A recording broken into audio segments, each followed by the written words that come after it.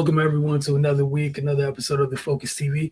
Joined this evening, as always, we got Octavia Wyatt, Cardo Dudley Jr., Raymond Lyons, Wilson Tarpe Jr. And again, welcome to episode 24, season 8. We're going to start things off with the Mystics, then we'll get into the NBA playoffs, which round 2 started crazy. It's been so much fun to watch and watching the discourse on social media. Can't wait to see what you guys have to say about it. Can't wait to get to a specific series because numbers and such. Love it. All right, going to start with the Mystics, as I mentioned.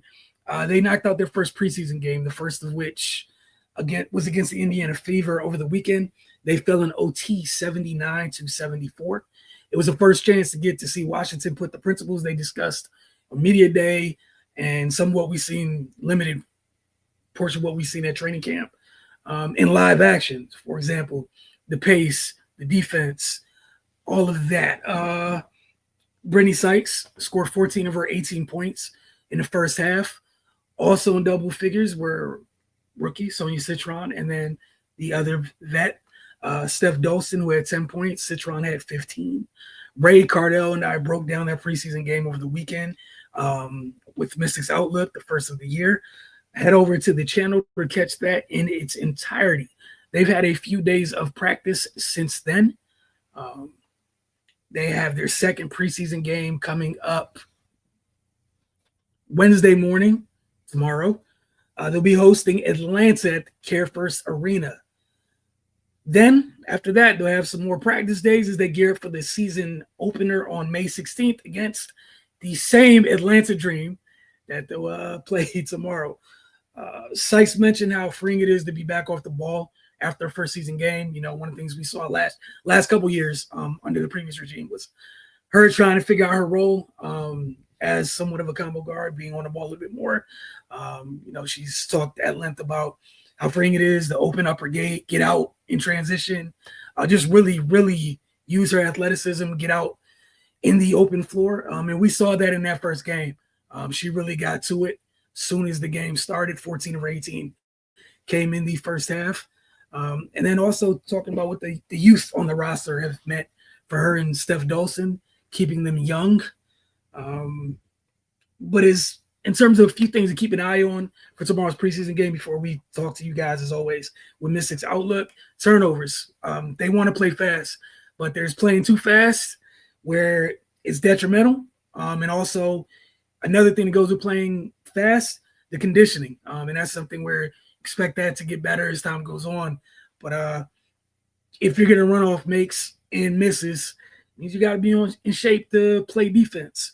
Another thing looking forward is as they continue to progress on the defensive side, one of the few things Coach Johnson did have an issue with after the first game was the defensive rebounding. Mind you, they were missing every kind of big on their team, not named Steph Dolson and Kiki. That said, he still kept hammering that as a point of emphasis. So I'm looking forward to see how the team does with that tomorrow. Again, it's one thing to run off of makes. It's even easier to run off of misses, but you guys watched Wizards Outlook with us more than enough times. The defense possession is not over until you secure the rebound.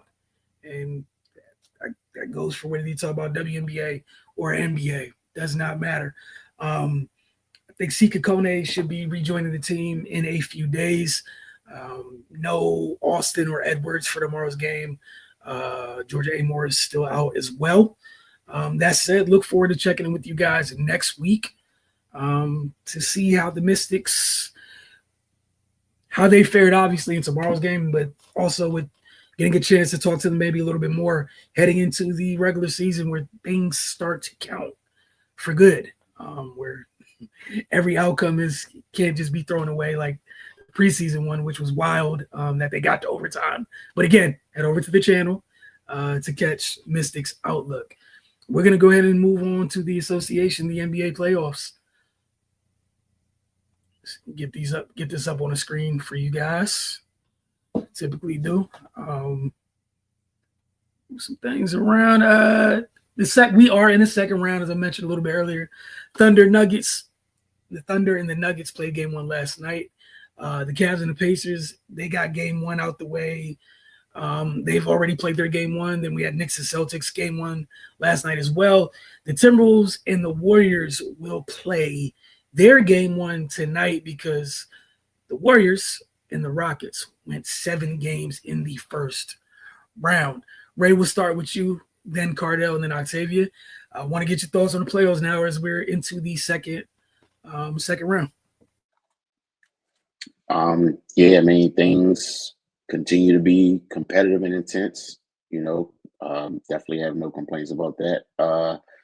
Yeah, man, I like the fact that the all the lower seeds kind of jumped out on the higher seeds so far in the second round. Um, this is where the higher seeds kind of got to respond. Especially looking at the Thunder Cavs and the Celtics all were expected to contend for the title this year. So they gotta.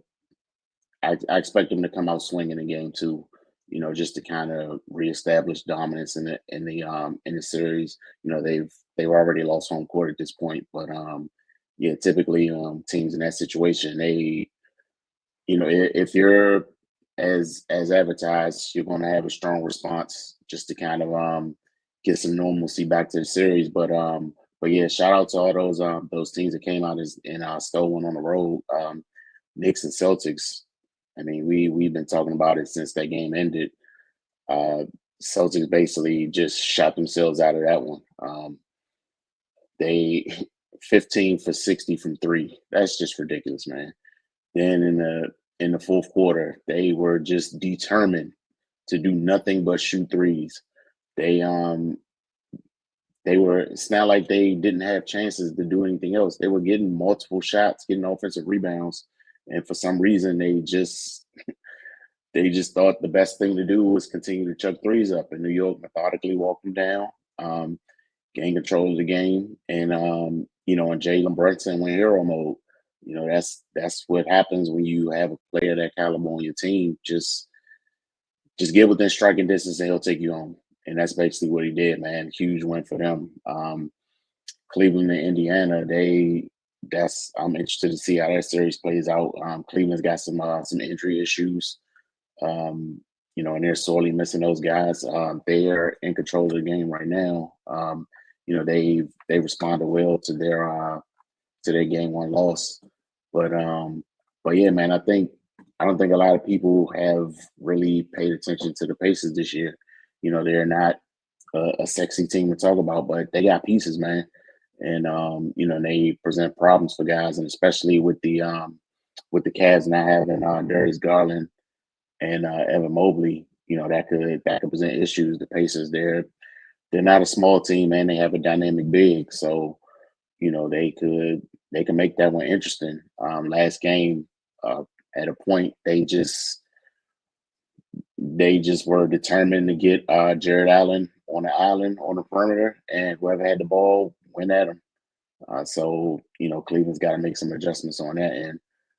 But yeah, Cleveland, I think they're up 11 at the moment. Yeah, they're up 61-50 at halftime. So yeah, Pacers got to they got to respond. To stop Cleveland from tying the series up.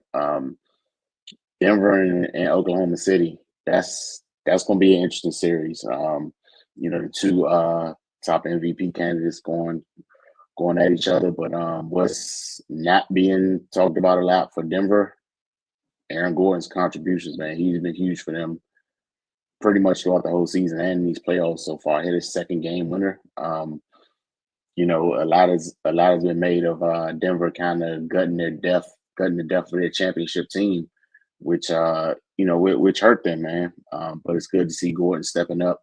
It was good to see Russell Westbrook playing well. Joker's going to do what Joker does, but yeah, man, that's going to be an interesting series. Thunder, they gotta be ready, man. I know Chet Holmgren, he definitely want those free throws back. SGA, he's got to step up and be his MVP self. They definitely can't afford to go down 2-0, so it's just going to be interesting to see how they bounce back. Minnesota and Golden State is probably going to be my favorite series to watch in this round. Just for the chippiness. we saw that series between Golden State and Houston. That was, knockdown, drag out, guys battling, win 7 games. Minnesota's a little different, man. They got size, length, athleticism, versatility on both ends. And they got a killer on their team as well. So, I think they're going to have a different response to the Draymond antics. There's already some history there. But yeah, man, I think the steps that Anthony Edwards has taken in the development of his game, that's what I've been most happy to see. Last year he was just kind of balls to the wall. I'm just going to score, go 100 miles an hour. But this season he's much more patient, making better decisions. He's putting his teammates in a position to succeed, and it's paying dividends. And he's been taking over when those opportunities present themselves. So yeah, man, that's I don't know if Golden State can make it out this round, man. Minnesota, they're a well constructed team. They trust each other. They're playing together, and yeah, they got all the tools. Cardo? Yeah, I'm gonna start with the Denver OKC series. OKC had it. They had to win. I think they made a couple mistakes down the stretch that cost them. Well, which includes, fouling and fouling at the wrong times. I know the coach said that's what they do throughout the year. But when you got that kind of a lead, and I believe the number one defense in the league throughout the year, there's no need. I would trust the defense more, but hey, I'm not the coach. Also, when Chet missed the free throw on the way back down court, he kind of lost track of Aaron Gordon paying attention to Russ. Because normally Russ would probably try to attack, but Russ switched it up on everybody, man. He surveyed the floor, made the right read, which was Aaron Gordon. And Aaron Gordon knocked it down. He's been extremely clutch in the playoffs, man. So that's why even with Chet, even if you're paying attention to Russ, you can't be that so far off of him where you can't get out to your own, man. You know what I mean? But I think he was stuck between paying attention to who had the ball, which was Russ, and missing the free throw.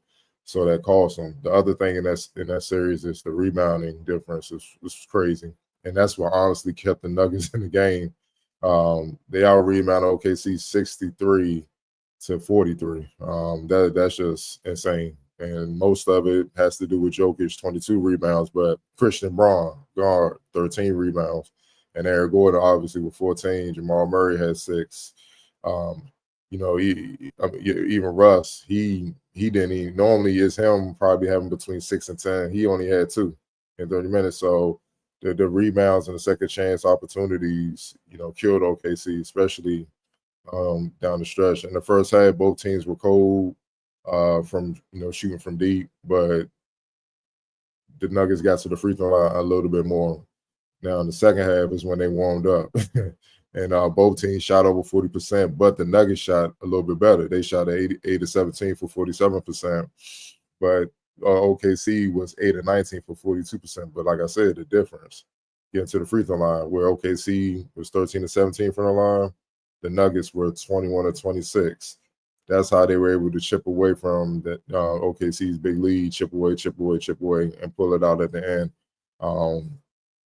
Which was look, I know it's one game, but that anytime you lose like that, it hurts. You know what I mean? So I get it. They playing it all, but I know it hurt. And then guess what? In the second half, the Nuggets out rebounded OKC 32-18. They're gonna have to make some adjustments with the small lineup. I know that's what they do, but clearly when you're playing against the best player in the world, who plays center, Aaron Gordon is not a small dude either. He's about 6'9", could jump out the gym. 245, 250, man. Michael Porter, he's 6'10" on the wing. It's a lot of size out there. That small lineup where you're going to 6'7" centers or whatnot, it may not work. You're going to have to switch some things up, and that's what you see throughout the playoffs. That's what makes the playoffs so exciting and so great to watch. Is because, John, that who adapts the best depending on your matchup. Certain matchups you can't do what you would normally, what you've done throughout the regular season, man. And, first blood of the Nuggets, man, they came back. But with that being said, they punished the Thunder in so many ways, but OKC still could have pulled that out. You know what I mean? So that's what's going to be interesting going in the game too. Whoever going to impose their will with different styles. It's going to be kind of, it's going to be a great chess match series, and I'm looking forward to it. Obviously, Boston and New York. What a hell of a way to start, but man, oh man, those 63 pointers. That's been the talk of the entire day. In basketball world, like 63 pointers, you only make 15. So many of the guys settling, man. And for people to understand, the Knicks, when they got Mikal Bridges for this very series, this is who they made the changes for. Got Cat for more offense. In case Porzingis was out, this is who they wanted to prepare for, the world champs, if they saw him in the playoffs. And lo and behold, here it is, man. And a lot of the reason why I know the Celtics are getting crucified for settling for so many threes, but a lot of the reason they settle for so many threes is because of the defense of the Knicks. Dealing with all those wings, dealing with Mitchell Robinson, who's back, dealing with bigs that can hold up and move with you and make you work harder as the game progresses. This is why you can't settle for three-pointers. It's a hard shot when you don't have any legs, when you're fatigued, especially as the game wears on. Shots get flat. All of a sudden, you can't make any shots. Meanwhile, New York had, they just playing steady, balanced game. And the ironic thing is the Celtics had a 20-point lead midway through the third quarter playing a balanced game. You know what I'm saying? Inside out, outside in, just taking what New York gave them. And then they got 3-point happy. And I think that was fatigue was a big deal with that. They were settling. Even Jason Tatum, switches, getting matchups, not attacking at all, man. And also it's not just that the Knicks can move with them. The physicality. Look at the series they just came out of. They own that. You know what I'm saying? Like, that's how we played in that series. There's no need to turn that off. That wears on you. Physicality wears you down.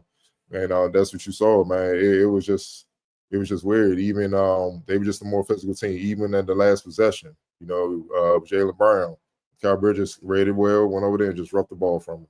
And that's just something you don't normally see. Look, Boston was up 20. I know they're not going to overreact.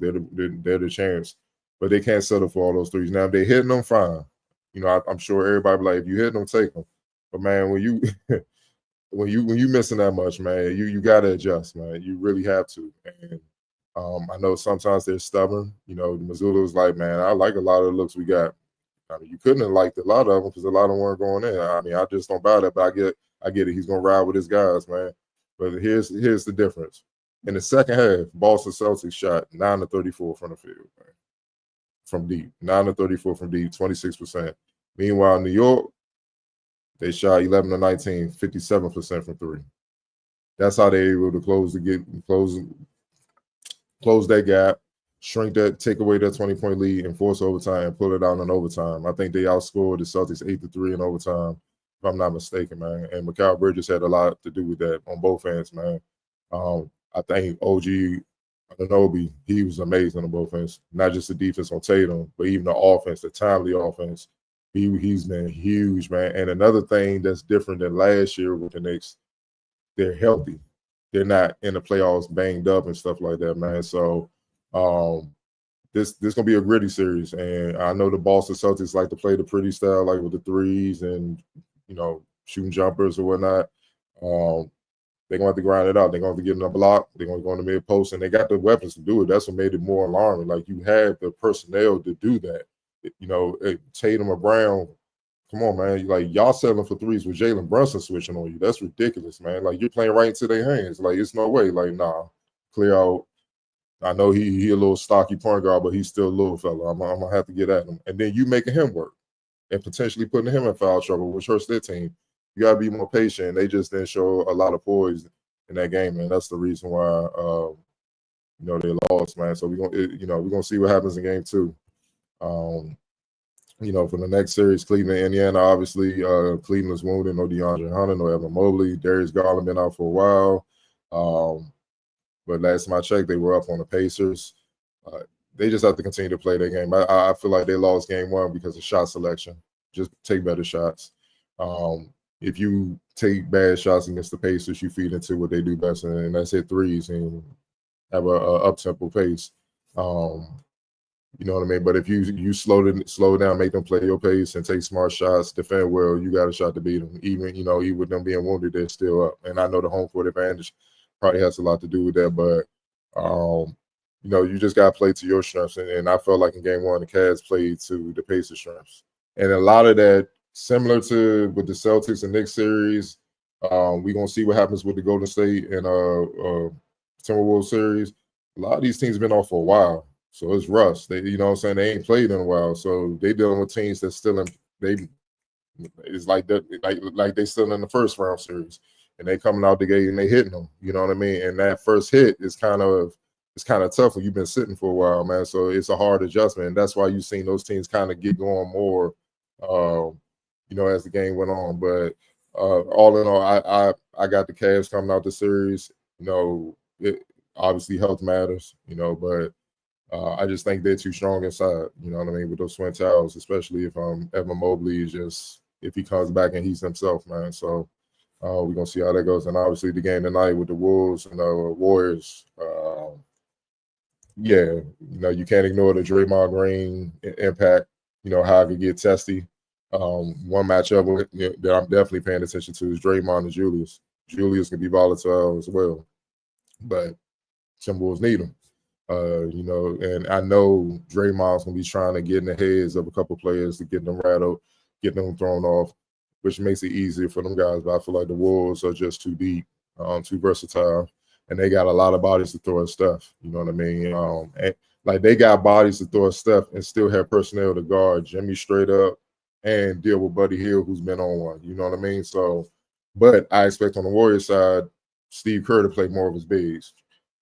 Davis, I expect him to get Looney, get more minutes. I expect to see Kuminga more because you're going to need him. You're going to have to go deep into your bench to deal with what's coming, man. I really do, especially coming off the 7-game series that they came off of. Fatigue will play a factor, and we just saw what the Timberwolves did with a team that didn't play a lot of their players, and fatigue caught up to them.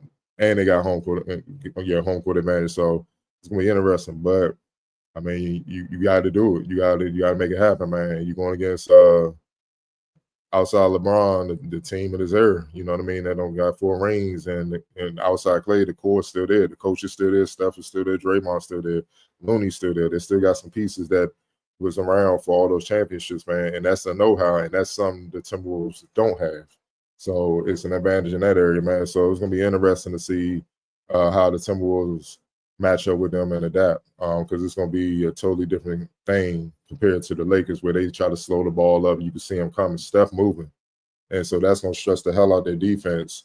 And guys going to have to be extremely disciplined, even if you're going to switch out on them and stuff like that. And doing that, you can get other guys going, and then you're in no dogfight. So, I give the Timberwolves the edge, man. But that's why they play the games. We're going to have to see. Tavia? Yeah, I'm going to keep it brief. I think you guys covered all of the series pretty well. I'll start with the Boston and New York game. Unfortunately for Boston, it kind of goes how it usually does. They shoot themselves out of the game. Like you said, the 15 for 60 for 3 is crazy. It's to the point where even at the end of the game, I'm yelling like, stop shooting threes. Like even the one I think Jaylen Brown made towards the end of the game, I didn't care about, because at this point, they had the Knicks in early foul trouble as well. Karl-Anthony Towns had foul trouble. Jalen Brunson had foul trouble. Josh Hart had foul trouble. To me, that's literally the definition of take the ball to the basket and get these players out of the game. But like you all both already discussed, they relied entirely too heavily on the 3. And again, it's okay if you're making them, but when you're 15 for 60 as a whole, it's not going to work, especially where then again Porzingis goes out with a phantom illness. And then you also lose a really good 3-point shooter in Hauser, though it was in the second half, to an ankle injury. So now you're coming back in the next game tomorrow, short rest, trying to see how both of those players will respond as well. So all in all, I mean, I want to chalk it up to, I feel like with the first game 1s in round 2, a lot of the higher seeds lost home court advantage. So sometimes you want to chalk it up to rest versus rest. A lot of them were off a little bit longer. Some of these teams are a little bit more have a flow or whatever, but then at the same time they could be tired, their legs are tired because they had to play more games. So you kind of got to chalk it up to both sides. I expect the Boston Celtics to come back out and play a better game, but it's going to be interesting knowing that they do also have injuries. I know they didn't have anybody on the injury report when this game started, but again, Porzingis missed a lot of games earlier in the season due to some illness. They still have not said what this illness is, and it seems like it reared its ugly head last night as well. We know Drew coming back off the hamstring. We know Jason Tatum with the thumb, even though he's been shooting up until this last game pretty decently. And then as well, we know the bone bruise on Jaylen Brown's knee. So they have to be able to strike while the iron's hot. They cannot go back and forth, and especially losing home court advantage. One thing I would say they have in their favor is they have played well on the road this year, and that could help them, of course. But also knowing that they swept the Knicks this year in the series between them in the regular season. Now you're giving the Knicks the momentum to know that we can beat them, and not that they couldn't beat them during the season, but to actually get it done is going to be something I think will also help them. And like you said, they played really, really great to come back from down 20. But Boston, they lost their game for themselves, but also you got to give credit to the Knicks. I think, again, this is going to be a really tough series. My dad's a Knicks fan, and he knows I'm currently a Boston fan. They were already kind of chalking it up to like, oh, yeah, we're going to win this. And I was like, no, I don't think so. I think it's going to be a pretty good series. So I'm expecting it to be a good series. Clippers and the Nuggets and OKC. OKC has to watch out because the one thing that everybody talked about with them all year long is how young they are. And are they really going to be able to get it done in the playoffs? And are they really going to be able to overtake the best player in the world in Jokic? Especially when you got Russell Westbrook shooting the way that he is. And then, like you guys also pointed out, Aaron Gordon has been playing out of his mind. I read something earlier in the season that he really took this season personal, knowing that all of the family issues that he's had over the past year or so. It was really nice to see him with his nephews at the press conference at the end, because he's really taken a big liking to them, especially knowing that his brother passed away in a car accident. And then we know about his other brother who had the issues with the gambling in the league. So, he had a lot of pressure. So it's nice to see him performing as well as he is. OKC just has to bring it together because, like you guys stated as well, they were right there in the game. You hate to bring it down to the fact that Chet Holmgren missed those 2 free throws at the end of the game.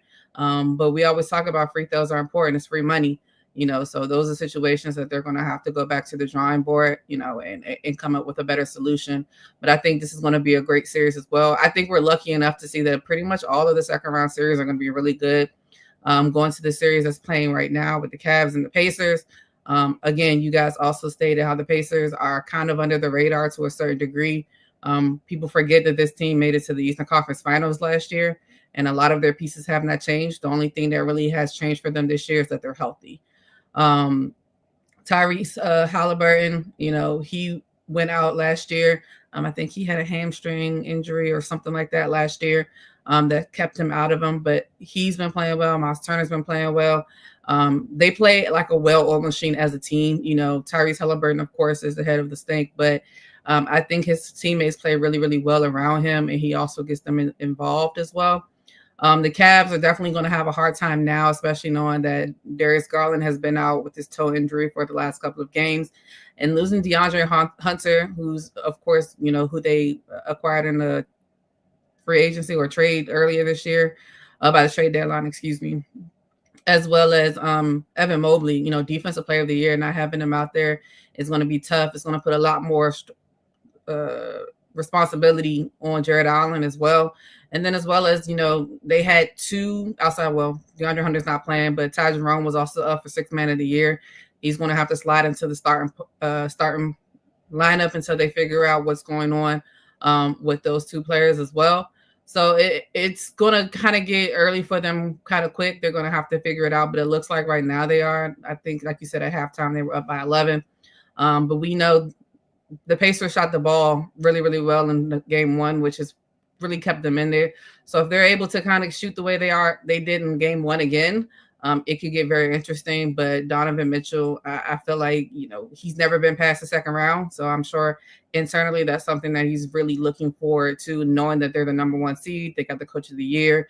This is probably his best chance to really get through, the first, second, third round, get to a conference final and have a legit opportunity to win the championship. So that series is going to be very interesting. And then, of course, last but not least, the series that's going to start tonight with the Minnesota Timberwolves and the Golden State Warriors. I'm definitely looking for fireworks. Like you also stated, Julius Randle can be very feisty, but it's not just him. Nicole, Jaden Daniels, Nicole Alexander Walker, as well as Naz Reid. All of them play very, very physical. We saw how much they pushed LeBron around to the point where LeBron couldn't even go to the Met Gala last night. Jesus Christ. So, they beat them up pretty well, but, and we know the Warriors, as well as they've been playing, we know that their issue also is just height, which is kind of the same thing that the Timberwolves faced against the Lakers. So I expect it to be a very, very good series as well. With all that said, they still have Steph Curry and Jimmy Butler. As much as he wants to downplay playoff Jimmy, he shows up most of the time in the playoffs. As long as they can stay healthy, Steph with his thumb, Jimmy with his pelvic or whatever tailbone issue that he had when he fell. And as long as Draymond can try to keep his composure, I think he already has 4 technicals in the first round. I'm not sure how many he has for the season, but he does not want it to get to that point where he gets suspended for a game, especially in a pivotal series like this. So it's going to be interesting. I love the fact that we have all really, really good second round series. I think they can go either way, of course. I know we all pretty much figure who we think should win, but like Cardell also said, that's why they play the games, and that's why we watch, and that's why we figure out what's going to happen. So I'm just excited to see what happens. Yeah, I'm just happy that the playoffs have been great thus far. Teams been going after it. Like you guys said in the Knicks Celtics series, yeah, that physicality New York's carried over from the Detroit series is real. Interested in seeing how Boston responds to it. And I'm sure we're going to touch again on their shot selection, their very interesting shot selection, and to see if that continues or not. Definitely looking forward to game 1 in that Wolves Warrior series. Much of what Cardell mentioned, you got a team where you got several folks who have been there late in the postseason, seen a lot of things in the postseason. That said, you also have a team in the Wolves where they're trying to get to, but as we talked about last series, a team that is constructed very well defensively. If the Wolves stay disciplined and handle their business, I don't think it'd be a shock to see them continuing on to the next round. Hey, man, everybody got a plan. We're dealing with the Nuggets. But Joker is Joker. That's a bad man, dog. Like, that's all I kept thinking watching that game last night was, OKC, I know all the things you got. You don't got nothing for that there. And Cardell, like you said, I know Ray touched on it too, just with that series, you saw some of the youth from OKC a little bit. I know they've added some, picking up Caruso, things like that, which you saw Caruso's presence in that game countless times. You're a sicko to be able to bait Joker on passes. Like, you're equally a sicko. Everyone can't. So shout out to Caruso for that. But hey man, bigs are bigs. Like, real bigs are problems.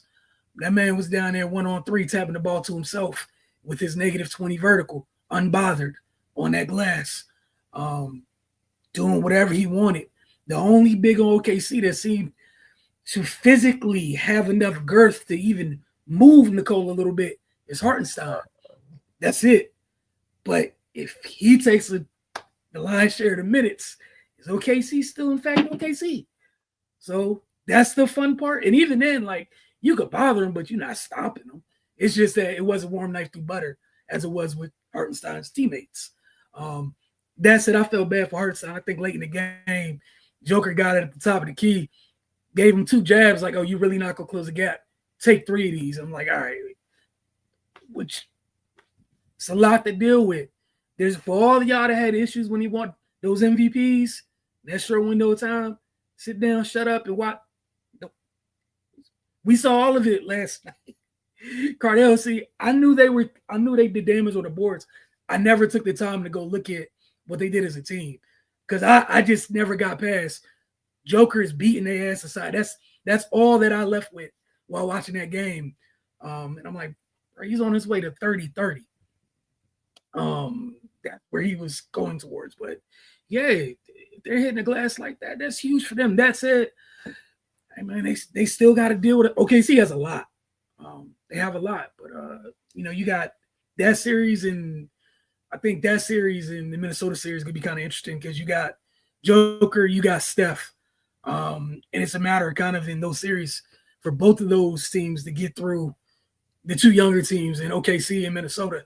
It's other folks got to come along to keep those games close so those guys can be special late, but that's also asking a lot. You need that to happen 4 times, which is also lends credence to those younger teams because there's some stuff you got to deal with. Shea's a problem. OKC's well constructed. Minnesota ain't. Whole headache to deal with. You guys look, like Octavia listed some of the cast of characters over there with Nas. You still got Rudy, which people forget about. Kind of sort of is, we know Golden State's thing this whole run, not exactly always been the biggest team. Minnesota's small forwards taller than all of Golden State's bigs, except for Quentin Post. Just want to put that in perspective real quick. And talking about New York, Minnesota has one of those things where what they have on the wing defensively, those guys are up to it and disciplined.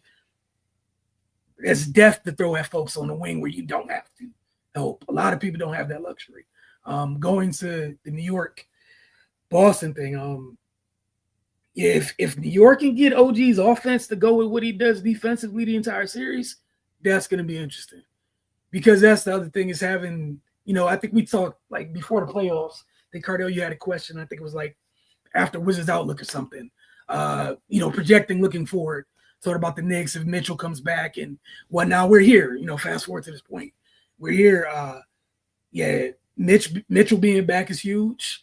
But yeah, also like you said, they got Mikal to pair with OG to deal specifically with Jalen and Jason. Mm. And if those things end up being a draw, you gotta like where New York is.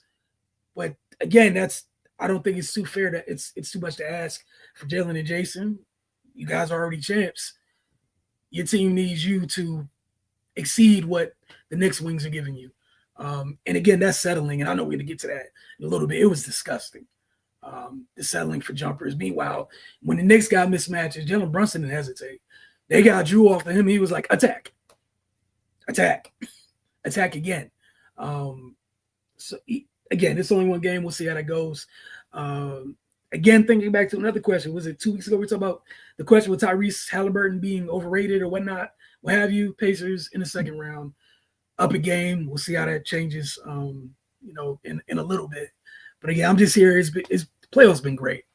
First round was fun. I'm happy some of the extra noise and distractions are gone. So now it can't be anything but the basketball. So definitely happy for that. But Cardale, going to pass it on to you for take it or leave it. Yes, sir. We're going to start on the college basketball side, the men's side of things. Fresh off a national title, the Gators agreed to a contract extension with head coach Todd Golden. Gators have agreed to a 6-year contract extension. The new agreement will keep the 39-year-old Golden in Gainesville through the 2031 season and will place him among the highest paid coaches in the country. Golden led the Gators to a 36-4 record this season, an SEC tournament title, and a national championship, which was Florida's first since 2007, the third in school history. He has gone 76-33 in 3 seasons in Gainesville at the beginning of his head coaching career with the 57-36 record in 3 years at San Francisco. Take it or leave it, extending Golden to a 6-year deal. Octavia. I'll take it. I mean, I feel like, coaches should be rewarded for good things, and I feel like, again, I'm not, I'll be honest, I'm not the one that pays too much attention to all the ins and outs of the college season, but I don't foresee or remember hearing about Florida being a top tier team that everybody was looking at. Maybe they were, and maybe I'm completely off base. But to still go out there with, being the number one overall seed, going out there and getting the W and winning. I think it was the first time since, I can't remember what year, but when Al Horford was in college, and Al Horford's damn near 40 at this point. So, for them to bring that back to Florida, you lock up the talent that you need. And especially because we all know that coaches can get out of these, contracts, and these universities can get them out these contracts if they really, really wanted to. So I have no issue with it. Congratulations to him. Making the money that he feels like he deserves, and the university feels like he deserves as well. I'm just looking forward to see how much that continues to grow, because now that you really got a bullseye on your back, how are you going to be going in next season, knowing that I'm not sure who's left yet? I mean, I don't know who's left. I haven't looked personally. So knowing that they're going to, of course, have to re-up on talent eventually and keep that momentum going in the next couple of years, that's going to be where the real hard work comes in. So interested to see how that goes. Right. Yeah, take it for sure, man. Like Octavia said, you gotta, reward guys who get results. He's been doing well since he's been there. He's created a good culture. That team genuinely played for each other this year, and that's why they ended up, hosting a trophy at the end. And yeah, man, just don't even allow it to get to any level of uncertainty. Go ahead and lock him up, and just allow him to keep things going without without having to look over his shoulder or anything like that. So yeah, man, it was a no-brainer for school as far as I'm concerned. Wilson. Yeah, take it. Take your team to the title. You're the champs until one shining moment next year, and it's up to you to whether we're looking at your face again. It's one shining moments. This moment from this past year to be part of next year's. It's up to you, but yeah, just no brainer. Results based business. You can't afford to lose coaches that get it done. In this landscape, you just can't. And one last caveat, he got his assistants bonuses as well. He made sure to take care of them, and they went from at the bottom tier of the SEC as far as a group of assistants, as far as how they were paid, to top 5 in the SEC now. Well deserved. And I like that he took care of his folks. That's big time. A lot of coaches just selfish. They just look out for themselves. Moving on to the NBA, still in take it or leave it. The Celtics set a record in Game 1 of the Eastern Conference semifinals against the Knicks when they missed 45 3-pointers, 75% of the 60 they attempted. That beat the all-time record of 40 3-point misses set by the Minnesota Timberwolves against the Los Angeles Lakers last Wednesday. Obviously, Boston furthered away the 20-point lead and lost 108-105 in overtime after the game. Celtics coach Joe Mazzulla defended his team's shot selection. Quote, yeah, I think for the most part, over the course of the game, you always can find 5 to 10 shots that you want to be better at, but I thought throughout the night, for the most part, we fought for good looks. Mazzulla said when asked whether he was satisfied with Boston's shot diet, the Celtics took just 1 2-pointer in the third quarter, a record-tying low for the 29-year-old play-by-play era. Take it or leave it. Not only attempting 63 pointers, but missing 75% of them. Right. Definitely leaving it 1,000 times. 8 days a week, twice on Sunday. Like that's what lost them the game. Like you're up by 20 and you take one shot inside the arc for the second half while you're watching the lead dwindle. And like you pointed out earlier, Cardell, you got 2 all-world wings like that have the capability to score in multiple ways. Like I don't understand. And Mazzulla got to cut it out, man. Like it's a way to answer that question without dogging your team in public. Talking about good looks, I can't even name 3 good looks. They were bad shots. They were rush shots. They were panic shots. It was just terrible offense, man. And you know, I get it. They won the championship last year, but as far as I'm concerned, they won in spite of taking all those threes because they have so many other things. They defend well, they have size, they have versatility, they got experienced guys, and they got two pretty much top 10 players in the league. You got a little wiggle room to to play that way when you have all those things working for you. But I mean, my main criticism of them is they shoot themselves out of a lot of games. They can be an extremely dominant team. Like I feel like they had the capability to win 70 games last year, but they allow teams to stick around with their shot selection, and they lose games that they should win. And I don't know how other people feel, but I feel like if you can beat the shit out of other teams every single night, then you should do that. You know, that sends a message that lets people know that you really not to be messed with. And that gaining a psychological edge like that means something, especially this time of year. Now the Knicks, they walk them down by 20, and that's a team that's going scratch and claw. So you don't want them to get any confidence or any more confidence that they already have. So for them to squander that game like that with that shot selection, it's just a misstep, man, and it could cost them because when those dudes get going, like they already don't care about what you got going on. Now they don't walk you down in your building, you have a problem on your hands. So they need to clean that up, man, if they want to maximize their potential.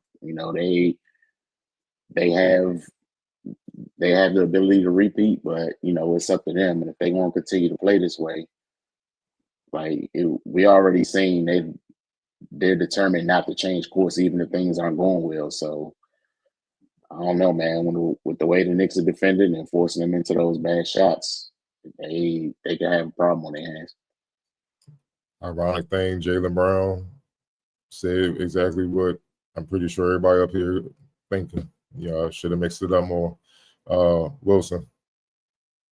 Yeah. Yes, Jalen, y'all should have mixed it up more. But to Ray's point, like that's the thing that's what keeps them from like really hitting their full ceiling is they'll have someone on the ropes. Just walk back to the center of the ring and let them come off the ropes. Let them get their bearings back together. And then you're in trouble. You can't always respond by letting somebody off the hook like that. And yeah, in the regular season when it happens, it's still bad, but it's not a postseason hell. Postseason hell, those have weight to them. A couple of those get out of there.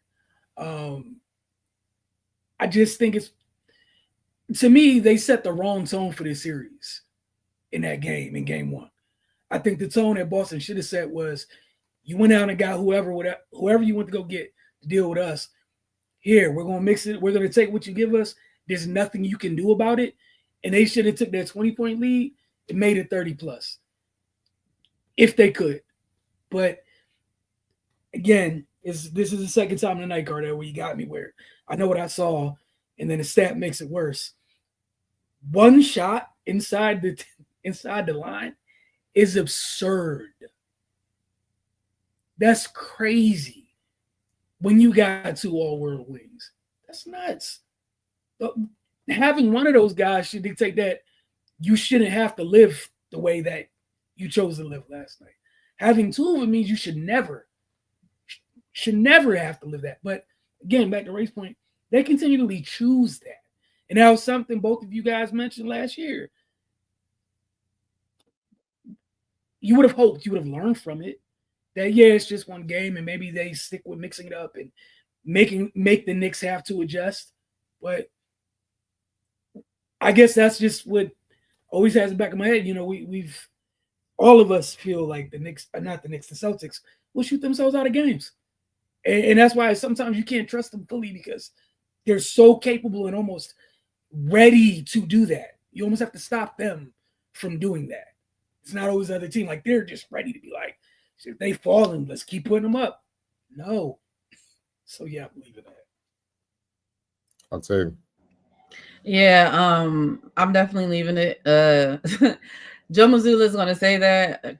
Like, I feel like there are a lot of things he say that I don't even listen to. Take it as a grain of salt because it's just the type of things, crazy things that he'll say. I don't care how many shots you consider were good shots. They weren't making them. They can be as great as shots as they need to be. They can be wide open, the type of shots you want them to take, but they're not making them.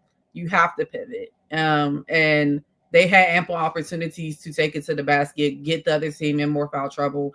And like you guys stated, a 20-point lead, to just milk that and continues to go up. But to shoot yourself out of the game and out of a 20-point lead in less than a quarter at that, like, it's crazy. It's crazy to see. But unfortunately, this is what happens to Boston. And this is what's always happened, even in the regular season. There have been plenty of games in the regular season where they've had a sizable lead in the game and they end up losing it because either they end up losing it or they end up winning by the skin of their teeth just because they were able to kind of some way pull it together at some point. Because at the end of the day, they do have veteran leadership that can sometimes rein them in, especially. But then also you got to think about in this game, Jrue Holiday just came back off a hamstring injury. He was resting himself as well. He's usually the person that you would assume would be the one that kind of rein them in. But I don't know how you can sit there and say 15 for 60 is yeah, those were the shots we wanted. It's not.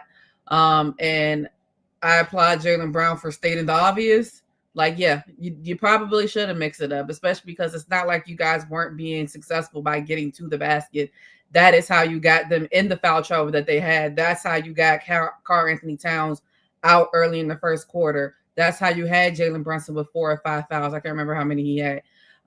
So, I mean, they're going to live by it and die by it. Hopefully for them, for their sake, it doesn't cost them a series, because that's going to be a lot to swallow as time goes on, especially knowing all of the history between both of these teams. I think they said the Knicks haven't been to the Eastern Conference Final since Jalen Brunson's dad was on the team. So to get them there and, and to lose and to not be able to defend your title, Eastern Conference, or even get back to the finals will be a travesty if they go out by shooting themselves out of the game, knowing that you're playing against the clutch player of the year and Jalen Brunson, who continue to do that. So I'm definitely leaving it. Joe Mazzulla can say what he wants. A good shot can be as great as a shot as you want to be, but if they ain't making it, I don't want to see it. Yeah, you pretty much summed it up. Live by the 3, you die by the 3. That's why you have so many basketball people that just have been so against the analytics wave over the last whatever decade plus, where they trying to sell you on that the mid range is just a bad shot. I'm like, because there's some calculations, and I'm like, you can calculate anything, you can make up any calculation, but anybody that plays basketball knows you're going to get in there and mix it up and play a balanced brand of basketball if you want to continue to win. But to me, a big reason why the Celtics started drifting to the 3-point line in the second half was because not only were they tired, they didn't like the physicality, man. It caught them off guard. Let's call a spade, man. They didn't get any breathing room at all. Like 1 through 5, they try to pick on Brunson, but like I said, Brunson is short. He's not a small guard, so bumping into him, you still won't feel it. It's not like a little guard, you know what I mean? Then we all know about their wings, and then, obviously the bigs with Towns and stuff like that, especially when Porzingis went out. Nah, man, they got to play smarter. It is what it is. When you don't have it. You know you can't make shots from the outside. You know you're not hitting. You know you're off. And what most coaches say? Try to get to the free throw line, get an easy one. Just see the ball go in the basket, and then that'll usually get you going. You can't get going just continuing to force long range threes, man. And even Jaylen Brown said it post game. He said it was almost kind of like the Knicks were daring us to shoot, and we took the bait. And you know what I'm saying? Like, and they just continuously kept taking the bait. And then the Knicks were able to come back and pull it out, man. So we're gonna see if they can be more poised in game 2. But yeah, that was wild. Definitely wild to witness. Rapid fire real quick. The stage is set for a mega fight between Canelo Alvarez and Terence Crawford. Crawford will challenge Alvarez, the undisputed super middleweight champion, on September 12th at Allegiant Stadium in Las Vegas. The details of the fight were confirmed following Alvarez's unanimous decision win to reclaim the IBF title from William Skoll in Saudi Arabia on Saturday. Crawford is 41-0, 31 knockouts. Is a full division world champion, one of only 3 men to become undisputed champion in 2 weight classes in the full belt era since 2004. ESPN's number 3 pound-for-pound fighter. He won his first title at 135 pounds, became undisputed at 140 and 147 pounds. If Crawford defeats Alvarez, he will become the first undisputed champion in 3 weight classes. Alvarez, 34, is a 2-time undisputed super middleweight champion. After failing his attempt to win a WBA light heavyweight championship against Dimitri Bivol in 2022, Alvarez 63-2-2, 39 knockouts, moved back down to 168, where he has won 6 straight. Alvarez is ranked number 6 on ESPN's pound-for-pound list. What do you think about this big fight that's been in the brewing for a couple years now, Wilson? Oh man, I can't wait for it. First off, I'm happy that that actually got it done. That it's gonna happen. 2, I'm really looking forward to it. I'm leaning Bud, but Canelo, hey man, he's been through some things, seen some things, and that's probably that's probably the only picture I've ever seen it proof of him actually having a neck. Is the first time it's in this picture, but. Nah, man, I'm looking forward to it. It should be a war in there. Yep, Octavian. Yeah, same. Like you stated, like it's been brewing for a while. I love a good fight. So I think this one's gonna be a good one. I agree with Wilson. I would definitely lean a little bit towards Bud, but we've seen what Canelo can do as well. So I'm just really ready for it. Like what I hate is the fact that they get, I understand they have to announce it so far in advance, but it's like, dang, this is not till September. I got to sit here and go all summer and just wonder about how it's going to go. But I'm excited for it. So yeah, I think it'll be a good fight. And yeah, that's what I got.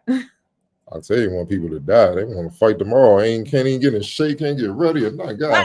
Then tell me like 2 weeks before y'all actually fight. Like, I don't want to have to sit here and be like I hate when like they announce like a movie is gonna come out at like today. They'll say like, oh, it comes out Christmas Day. I'm like, tell me in December then. Like, I don't want to wait and wonder how long it's gonna take me to see this goddamn movie.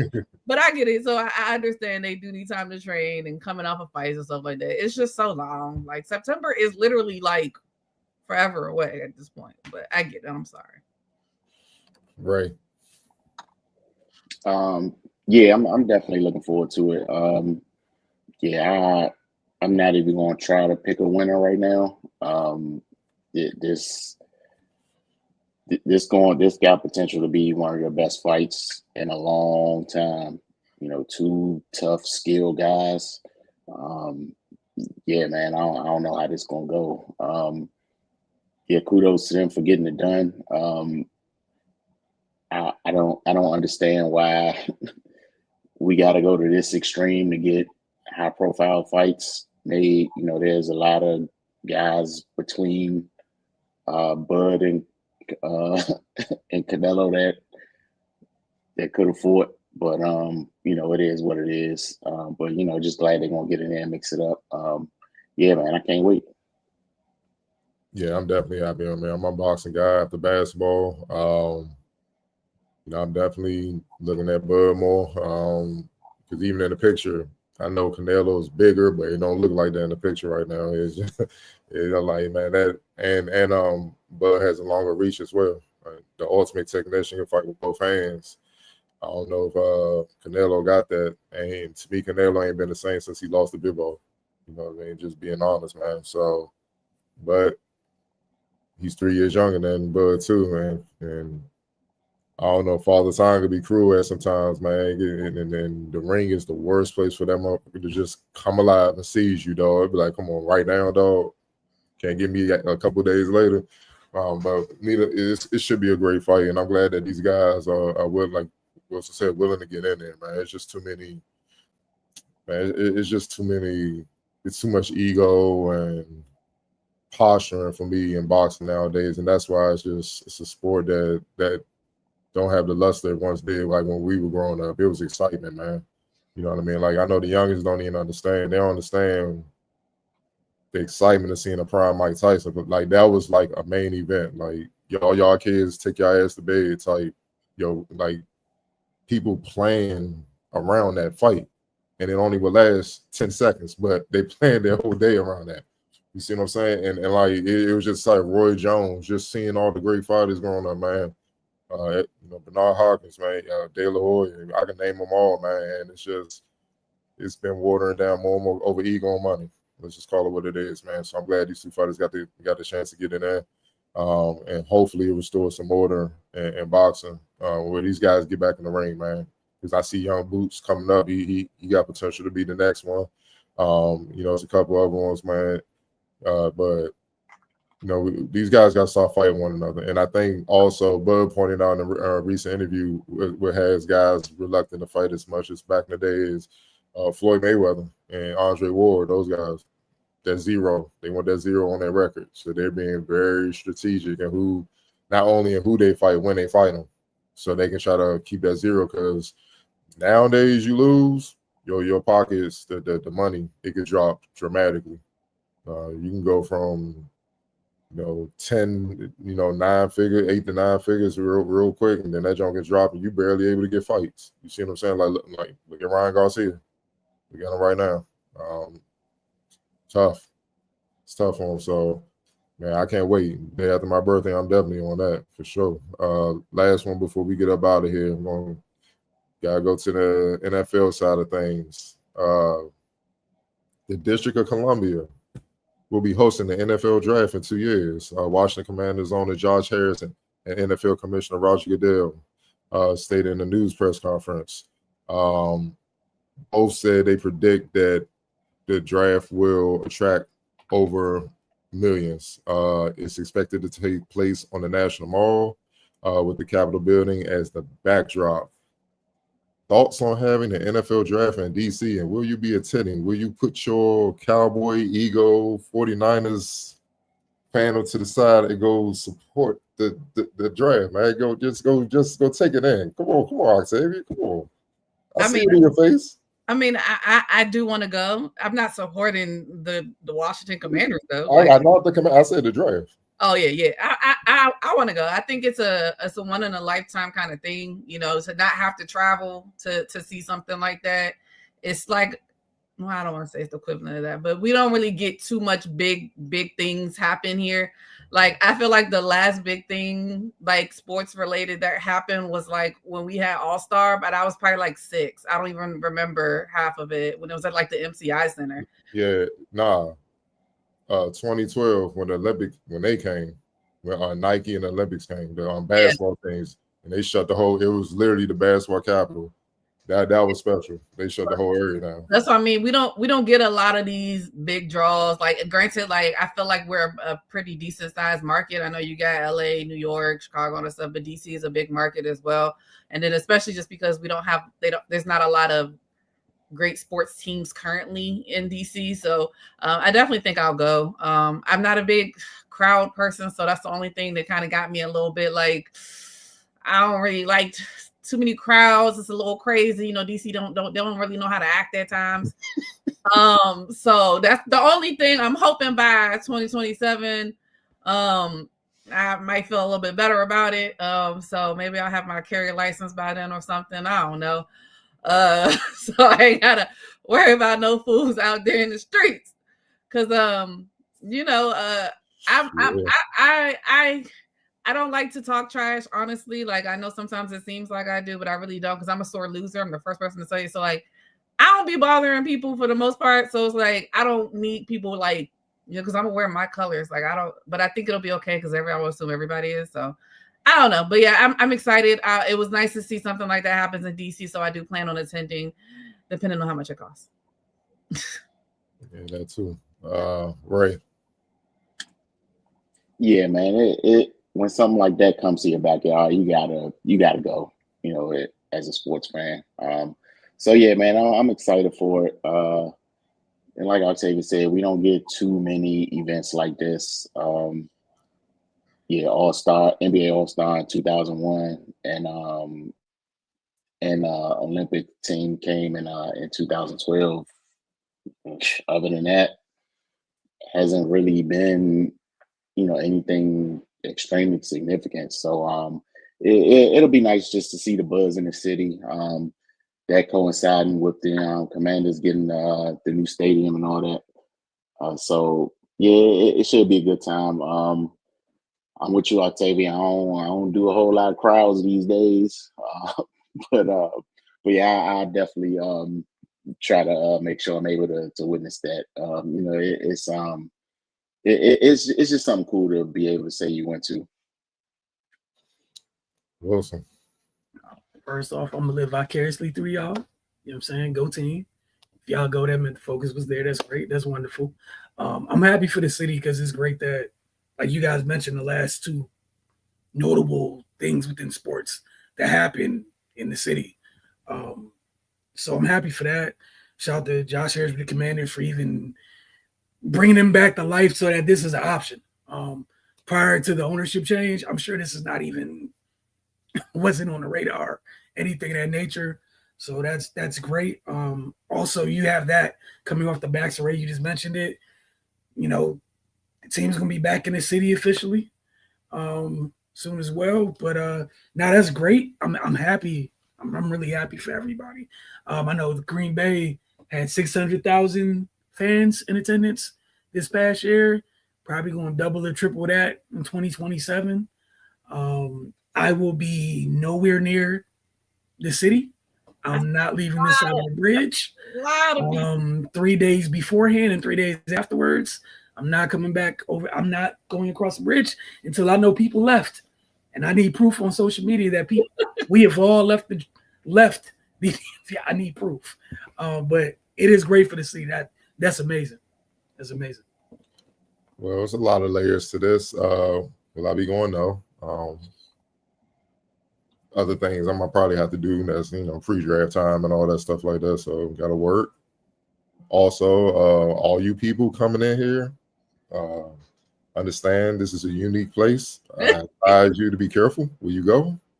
I advise you to keep I'm just being honest. The draft can go late.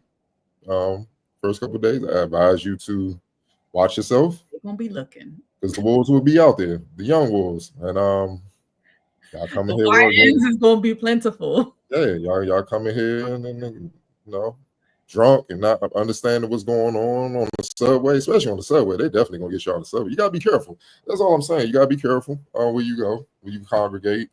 Also, the traffic on that area. Whew, Lord, man. I just hope it's some regulations, man, because I know when the Ravens and Commanders both play like at 1 o'clock, how this area gets real. So all the fans of everybody coming, it can get real. Obviously, if you're a football fan, you gotta take advantage. Like y'all said, we don't get too many opportunities like this. Luckily, I definitely was at All-Star Weekend in 01, was covering that damn entire 2012 round where USA Basketball took over the DMV. I was all over the place that week, but it was fun, man. Just seeing the young bulls coming up in high school, they next in line, and then seeing the men's and women's team practicing and all that. It was just great memories, man.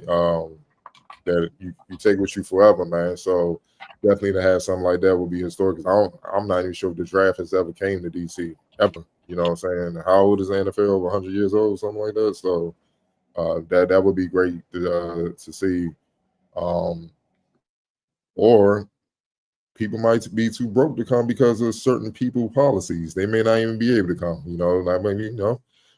Hopefully certain people don't be there so people can go and really enjoy themselves. There's a lot of factors into this, man. But on normal times, yes, it would be a joyous occasion. And if you're a football fan, you should definitely go out, man, because it's especially on the mall, man. It's already gonna be packed. It's spring. It's gonna be insane down there. 395, 295. The traffic gonna be crazy. Subway gonna be crazy, man. So, like I said, just go down there, mind your business, enjoy the scenery, enjoy the event, and as it starts to get dark, stay off the heights. Yeah, man, get up out of there quickly. You know what I mean? Because that's young boys like any place they say heights, gardens, Bills, stay away from there. It's not as pretty as it sounds, I promise. farms, anything like that. Yeah. If they got an east at the end of it, you know what I'm saying? Like you in the wrong. If you start seeing a bunch of carryouts, National Mall. if you see a bunch of carryouts, there. stores and gas stations. Yeah, look at some cherry blossoms or something. Stay there. Yeah, dog. Yeah, stay on Virginia side. That's all. If you can find a hotel, stay on that side. But it can get real. Gaylord, I don't know. Go to Virginia side. Man.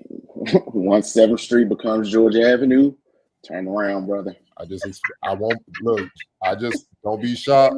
Roger Goodell calls a press conference. We will never go back to DC. Too many situations. I'm like, see, like this is not Green Bay, Wisconsin, guys. No, it's not. This is the second. It will be the second time the NFL draft has been held in Washington, and the first since 1941. Jesus. God dang.